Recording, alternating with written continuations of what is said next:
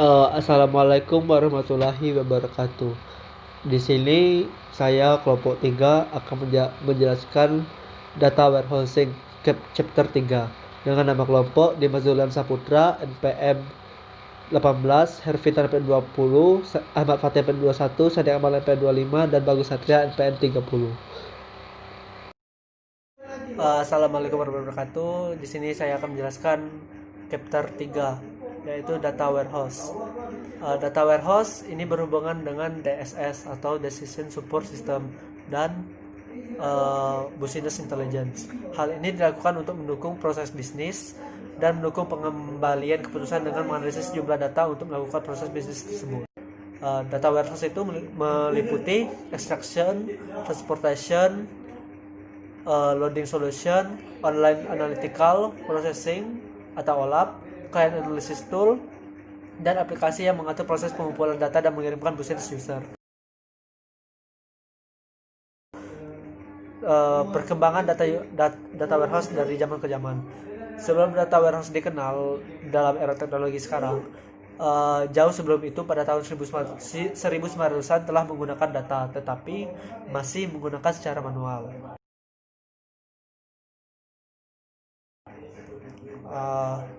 Kita naik ke 70 tahun sesudahnya. Pada tahun 1970-an, data warehouse kembali berkembang, di mana sebelumnya masih menggunakan data manual. Sekarang muncullah sesuatu komputer dengan tingkat tinggi, yaitu mainframe. Tetapi pemrosesan data yang digunakan masih menggunakan database generasi awal, belum menggunakan tabel. Selanjutnya, ini adalah perkembangan data warehouse dari zaman ke zaman. Dapat dilihat dari tahun 1970 itu terbuatnya mainframe komputer. Pada tahun 1980 itu terbentuklah PCS, mini komputer atau personal komputer. Pada 1990-an terbentuklah central data storage. Pada tahun 2000-an itu terbentuklah data web. Barulah pada 2010 ke atas terbentuklah big data. Pada tahun 1976 dan 1979 muncullah sebuah solusi untuk masalah data warehouse. Ini yaitu Teradata yang berasal dari California Institute of Technology atau Caltech dan dibantu dari diskusi grup Citibank. Teradata didirikan pada tahun 13 Juli 1979. Pada perkembangan 1980 memasuki zaman personal komputer dan mini komputer, sehingga munculkan masalah baru seperti menggunakan data dapat di mana saja, tidak seperti mainframe yang hanya satu tempat saja. Dalam masalah ini muncullah solusi, yaitu dibuat DBMS, Database Management System. Terus selanjutnya, hal ini dapat mempercepat manajemen DBMS tadi dapat mempercepat manajemen data dari database suatu organisasi. Kita naik lagi pada tahun 1993, terdapat Teradata mulai mengirimkan produknya untuk ambil kesempatan mengatasi masalah decision support. Setahun kemudian Teradata merilis produk mereka, dan pada tahun 1986 majalah Fortune bernama Teradata Product of the Year.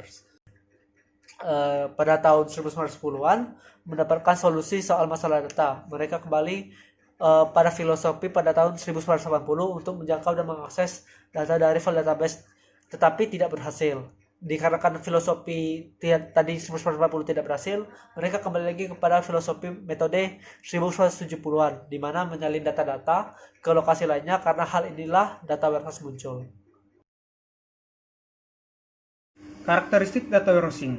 Menurut Linmon tahun 2005, untuk mengetahui data warehousing ialah dengan cara mempelajari karakteristik dasarnya, yaitu 1. Subject oriented. Data diatur menurut subjek terperinci yang berisi informasi yang relevan untuk mendukung decision support. Yang kedua adalah integrated. Integrated berkaitan dengan subject oriented. Data warehouse harus menempatkan data dari sumber yang berbeda dengan format yang sama. Yang ketiga adalah time variant atau time series. Data warehouse menampilkan data historis. Yang keempat adalah non-volatile. Setelah data dimasukkan ke dalam warehouse, user tidak dapat mengubah atau memperbarui data. Data yang tidak terpakai akan dibuang dan perubahan dicatat sebagai data yang baru. Data mart. Data mart berbeda dengan data warehouse. Data mart hanya berfokus pada subjek atau departemen tertentu, seperti departemen pemasaran dan operasi. Data mart dapat berupa dependen dan independen. Data mart dependent adalah bagian yang diambil langsung dari data warehouse sehingga konsisten dan berkualitas. Sedangkan data mart independent adalah small warehouse yang dirancang untuk bisnis strategik business unit atau SBU atau departemen, tetapi sumbernya bukan EDW. Operational Data Storage. ODS termasuk salah satu jenis database yang baru berformat CIF. Berbeda dengan data warehouse, ODS ini hanya menyimpan data untuk sementara, dan ODS ini digunakan untuk decision jangka pendek, tidak seperti data warehouse untuk jangka panjang. Enterprise Data Warehousing. EDW adalah data warehouse berskala besar. Uang yang digunakan di perusahaan untuk membantu decision support. EDW digunakan untuk menyediakan data berbagai jenis DSS seperti CRM, supply chain management, business performance management, business activity monitoring, product life cycle management, dan lain sebagainya. Data warehousing arsitektur. Arsitektur sistem informasi yang digunakan untuk data warehouse berbeda, yaitu ada 3 tingkatan dan ada 2 tingkatan. Untuk tingkatan ketiga, melakukan proses 2 kali dan membatasi daya serta membuat data mart yang mudah. Sedangkan tingkat 2 lebih ekonomis dan daripada tingkat ketiga. Integrasi data terdiri dari 3 bagian utama akses data, yaitu kemampuan untuk mengakses dan mengekstrak data dari sumber data apapun, federasi data, seperti integrasi tampilan bisnis di beberapa penyimpanan data, dan perubahan penangkapan atau manajemen data perusahaan. Proses ETL terdiri dari ekstraksi, yaitu membaca data dari satu atau lebih database, transformasi, yaitu mengubah data yang diekstrak dari bentuk sebelumnya menjadi bentuk yang diperlukan agar dapat ditempatkan di gudang data atau secara sederhana database lain, dan memuat, yaitu memasukkan data ke dalam gudang data. Data warehouse development. Data warehouse development approaches. Banyak organisasi perlu membuat data warehouse yang berguna untuk membuat decision support. Ada 2 teori untuk pembuatan data warehousing. Pertama dari Bill Inmon dan Kimball.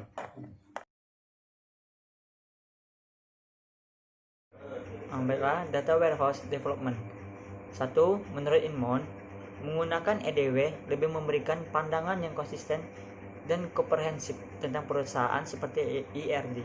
Yang kedua, menurut Kimball, data mart berfokus pada pemerintahan departemen tertentu.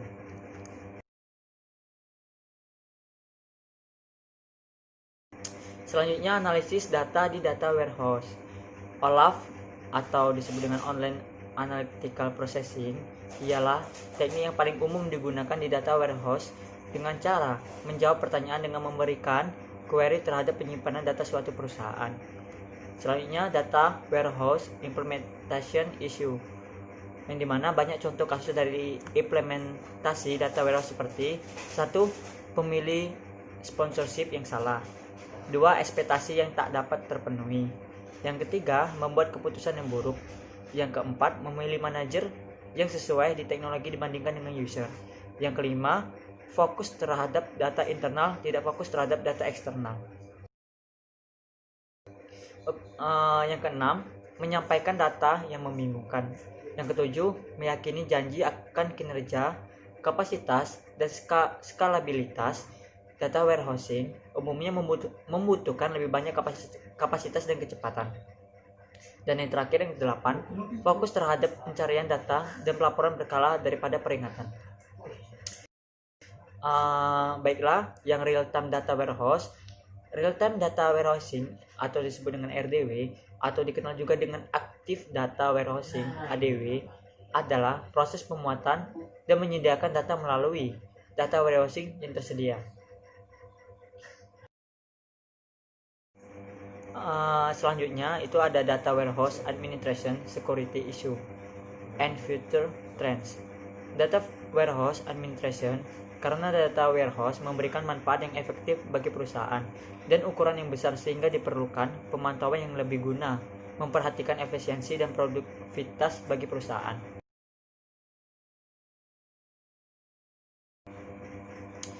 Data warehouse administration, maka dibuatlah data warehouse administrasi DBA. DBA sendiri harus terbiasa dengan beban kinerja software, hardware, dan teknologi jaringan. DBA harus terbiasa dengan pengambilan keputusan, proses untuk merancang dan memelihara struktur data warehouse dengan tepat.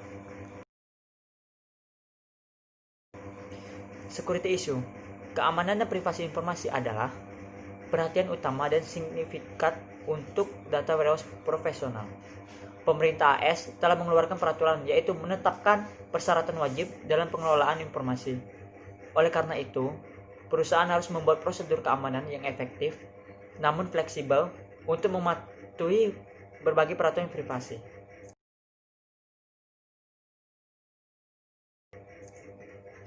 Menurut Elson dan Leader pada tahun 2005, keamanan yang efektif di data warehouse harus fokus pada 4 bidang utama, yaitu 1.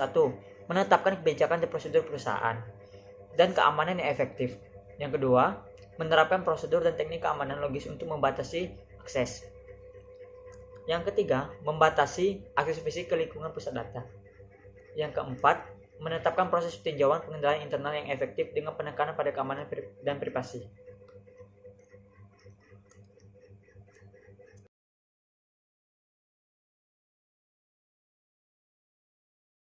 Saya Ahmad Fatih. Di sini saya akan melanjutkan presentasi The Future of Data Warehousing. Tidak hanya di negara luar saja, data warehouse pun sudah menjadi bidang teknologi informasi di Indonesia, baik itu di dunia BI, Business Intelligence, atau dunia BA, Business Analytics. Untuk kedepannya, di Indonesia akan banyak perusahaan-perusahaan yang memakai sistem data warehousing ini, di mana kelebihannya dari sistem data warehousing ini adalah membantu pengambilan keputusan yang lebih baik, cepat dan mudah mengakses data, kualitas dan konsistensi data, dan masih banyak lagi. Data warehouse juga sangat penting untuk jenis bisnis apapun, khususnya jika ingin mendapatkan untung dari keputusan bisnis yang sehat. Selanjutnya ada beberapa konsep yang mempopulerkan konsep future data warehousing. Yang pertama ada web, media sosial, dan big data. Peningkatan dalam penggunaan web untuk keperluan pribadi maupun bisnis semakin meningkat, sehingga menciptakan peluang bagi analisis untuk memanfaatkan sumber data. Sumber data yang banyak itu yang disebut big data. Yang kedua ada open source software. Penggunaan open source software ini bermanfaat karena open source software tergolong berbiaya rendah. Alat open source software dengan kualitas yang baru menambahkan open source software tanpa mengganti yang lama.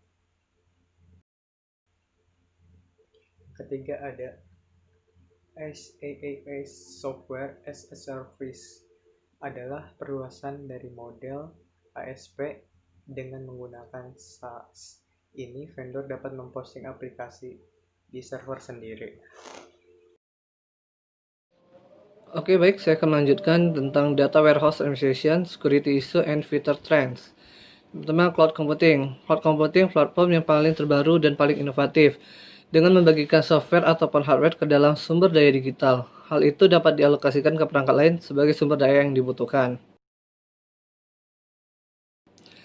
Data Warehouse Administration, Security Issue, and Future Trends. Infrastruktur. Pertama, Columnar. Sebuah sistem manajemen database yang berorientasi kolom, yang berarti database ini menyimpan data menurut kolom bukan baris. Kedua itu real-time data warehouse. Sistem ini dapat mencapai update data hampir real-time, di mana latensi data biasanya berkisar dari menit hingga jam.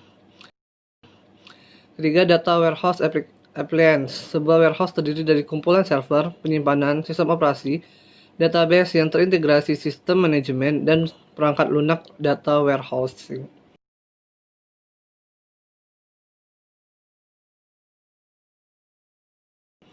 Keempat, data management technologies and practice. Banyak user perlu memperbarui alat manajemen data yang memproses data untuk digunakan melalui data warehouse dengan alasan yang pertama, integritas yang lebih erat dengan sistem operasional menurut MDM.